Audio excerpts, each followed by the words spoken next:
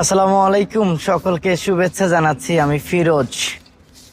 চলছে Darwin test, Bangladesh versus অস্ট্রেলিয়ার প্রথম দিনের খেলা শেষ হলো। দিন শেষে বাংলাদেশ 102 রানের পিছিয়ে আছে। তো এটা আসলে পিছিয়ে থাকা নয়, এটা দারুণভাবে এগিয়ে যাওয়ার ব্যাপার। আজকে বোলাররা খুব বেশি দুর্দান্ত বোলিং করেছে। অস্ট্রেলিয়ার অ্যাগেনস্টে, অস্ট্রেলিয়ার মাটিতে অস্ট্রেলিয়াকে 200 রানের নিচে অল আউট করা, এটা আসলে কোনো সহজ ব্যাপার ছিল না এবং এটি আসলে দুর্দান্ত।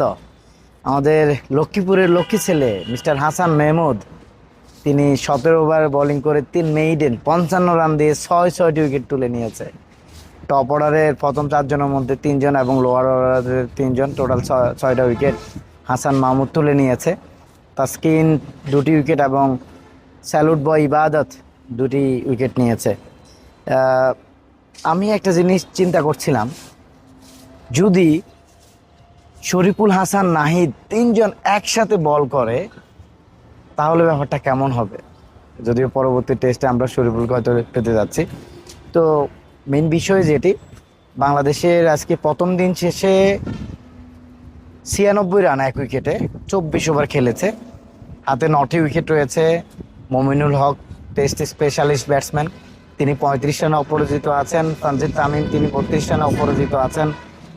দিন শেষে একটা ভালো স্কোর হয়েছে এবং আগামীকাল সেকেন্ড ডেতে আসলে ফার্স্ট সেশনটা অনেক বেশি ইম্পর্টেন্ট এবং আগামীকাল যদি সকালে ফার্স্ট সেশনটা অন্তত উইকেটটা ধরে রাখতে পারে বা একটা উইকেট সর্বোচ্চ কনসিড করে, 1-2টা উইকেট, তাহলে একটা ভালো ব্যাপার ঘটবে। অর্থাৎ বাংলাদেশ যদি ফার্স্ট ইনিংসে মোটামুটিভাবে 300-320 রান করতে পারে তাহলে দারুণ একটা অবস্থানে বাংলাদেশ থাকবে। যদিও রানটা এর বেশি হওয়ার সুযোগ রয়েছে।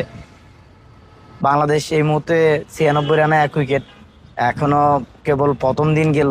বাংলাদেশ যদি কালকের দিনটা 3টা সেশন খেলে ফেলতে পারে, নিশ্চিতভাবেই 240-50 রান হয়ে যাবে। তাহলে 350 মতো একটা রান হয়ে যাবে কিন্তু টোটালি। তো কালকের স্পেশালি সকালের সময়টা খুব বেশি ইম্পর্টেন্ট। স্বস্তির ব্যাপার হলো লিটন কুমার দাস, তিনি উইকেটের পিছনে রয়েছেন এবং অ্যাজ এ ব্যাটসম্যান হিসেবে বাংলাদেশের এই সময়ে টেস্টের সেরা ব্যাটসম্যান বলা যায়। ক্যাপ্টেন নাজমুল হোসেন শান্ত রয়েছেন, মুশফিকুর রহিম রয়েছেন এবং প্রস্তুতি ম্যাচে আমরা মেহেদী মিরাজকে সেঞ্চুরি করতে দেখেছি। তো 4 জন জেনুইন ব্যাটসম্যান এখনো উপরে আছে, 2 জন ব্যাটসম্যান নট আউট স্ট্রাইকে রয়েছেন। সো এই 6 জন ব্যাটসম্যান অন্তত যে কোনো 2 জন যদি অন্তত এখান থেকে একটা ভালো ইনিংস খেলে পেলেন, 2 জনে 2টা ভালো ইনিংস খেলেন, তাহলে এর রান 350 করা কোনো ঘটনা না। আর 350 মতো একটা রান করলে 150 রানের লিড যদি পায় বাংলাদেশ, তাহলে অস্ট্রেলিয়া সেকেন্ড ইনিংসে খুব বেশি আহামরি ভালো করবে ওটা এমন না। টেস্টের তৃতীয় ইনিংস সবসময় অনেক কঠিন, আর এই ক্যাটাগরির ঘাসের পিচে তো আরও বেশি কঠিন ব্যাপার। তো বাংলাদেশের জন্য অনেক শুভকামনা থাকলো। অস্ট্রেলিয়ার মাটিতে যদি একটি ম্যাচ বাংলাদেশ জিতে, তাহলে এটি হবে দুর্দান্ত আনন্দের, দারুণ প্রাপ্তি। সো এই বিষয়টা আশা করি প্লেয়াররাও মাথায় রাখবেন, ওনারা তো জয়ের জন্যই খেলবেন। তো দেশবাসী, আপনারা যারা ক্রিকেট খেলা পছন্দ করেন, আপনারা দোয়া রাখবেন দেশের জন্য, আগামীকাল যাতে বাংলাদেশে অন্তত ফার্স্ট সেশনটা ভালো করে, সেই শুভকামনায় শেষ করছি। আসসালামু আলাইকুম।